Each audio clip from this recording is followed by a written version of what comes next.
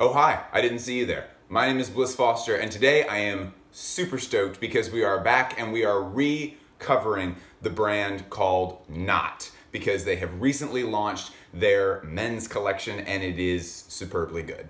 It feels a little bit strange covering this brand for a second time because they've released a menswear collection, since the mantra of the first review of the video was all clothes are unisex clothes if you'd stop being a little bitch about it. But of course, in fashion, we do have these business terms that are menswear and women's wear, and those simply refer to the market to which the product is being marketed. There is no law that says that you cannot just waltz over to either section and pick out whatever you want. Oh, stop right there, friend. This piece is intended for persons with ovaries, and so if you'll please step into our ovary detection machine, we can ensure that you have ovaries and then ring you up for this blouse, assuming you do have ovaries. All brands are more than happy to take your money for any of their products. But since Knot has just recently here released a menswear collection and it is super good, I thought we might go ahead and take a dive into that and learn a little more about what they're doing. We also have a brief interview with the brilliant mind behind the brand Knot, and we just have lots and lots of good stuff this week. So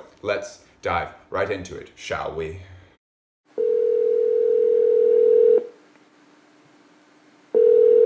Hello. Hi, is this Jenny? Yes, it is. Hey, how are you? Good. How are you? Excellent. Could you just start us off by introducing yourself and telling us what you do? Sure. My name is Jenny Lai, and I am a clothing designer based in New York. My brand is called Knot.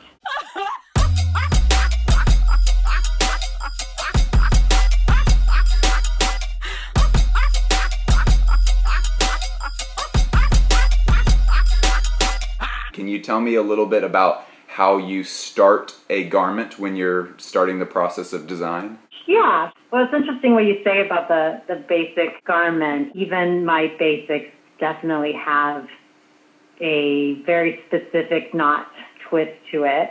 My inspirations definitely come from things around me that are very everyday often. It can be something very small, something very specific. It could be a texture, a movement, a function.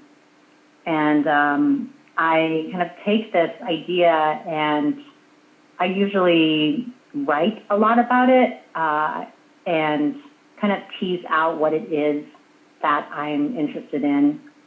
And there's a lot of exploration on that very specific sort of at a very microscopic level of whatever it is that I'm interested in. So I'll kind of tease that out and do a lot of prototypes and a lot of motion experiments.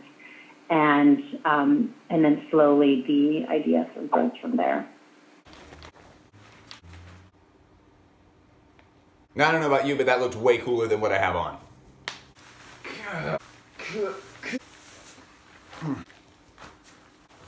This is the Tyvek Vent shirt. That was all inspired by this judo belting that I have from my little brother when he was a kid. He took Taekwondo back when he was a kid, so he had this collection of judo belts that I stole one of and still have to this day. And I just loved the stitching and the reinforcement of these belts. So that really served as the basis of this collection. This is something that's it's functional, but also very aesthetically pleasing. And I wanted to play with using reinforcement to highlight parts of the garment or the body that don't usually need to be protected or exposed. And the fabric is really amazing. It's this Tyvek, which you can really see from the backside with the white Tyvek, but it's got a shiny polyester fabric that's bonded to it. And I love the way that it's just meant to be wrinkled, but you can just flatten out with your hand. So it's a really fun fabric to wear. I actually really love how the button on this popover kind of creates a little bit of tension in the shirt itself. Gets a little bit of like structure going, but it's very organic structure. And this just makes so much sense as a shirting material. I have never seen a shirt like this before. Let's get out of these regular ass pants and find some cooler pants by Knot. Yeah, so I always like the idea of exposing parts of the body that are not usually exposed. So the idea there to kind of create this frame or window onto the ankle, and also is sort of a chance to play with what is happening there, whether you're wearing a colorful sock or, exposing the front of the shoe.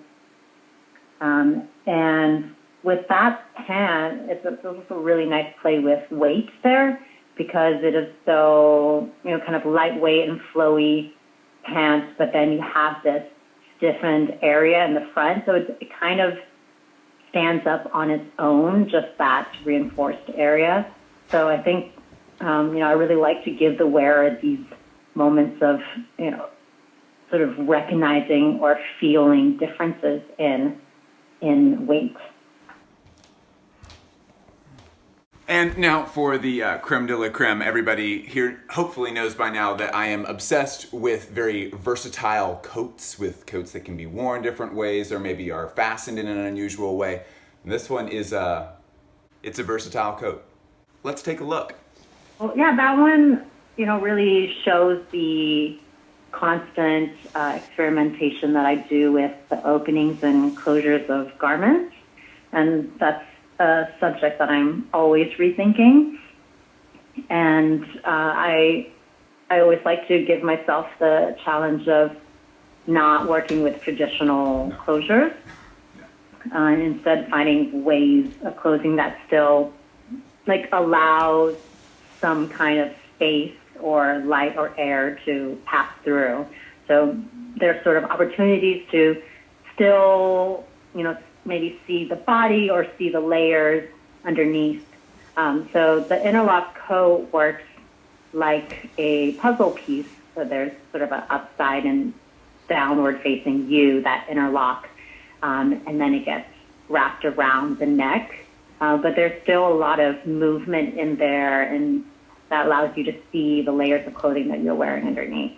Isn't that the coolest thing ever? And it fits so naturally, and it's like there's no fastening that keeps it on technically, but it's heavy enough fabric that it wants to stay on. When I started studying design, I definitely followed a lot of Japanese design, and I look at a lot of architecture as well, and also had the opportunity to visit Japan a few years ago.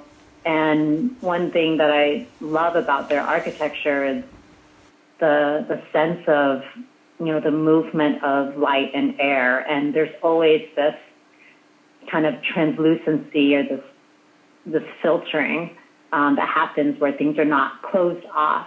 There's always some movement of light. And I think that's a quality that I'm always trying to achieve as well. I've really been enjoying doing menswear, actually. So that was kind of a surprise for me. I realized as I started doing it that I really enjoy details, so I enjoy kind of playing with the subtleties that I think men will really enjoy in their clothes. I think this is going to shape up really well. I really appreciate you taking some time here. Thanks, Bliss. Awesome. Can't wait to see. Yeah, definitely. I'll talk to you soon, okay? Okay. All right, bye-bye. Bye.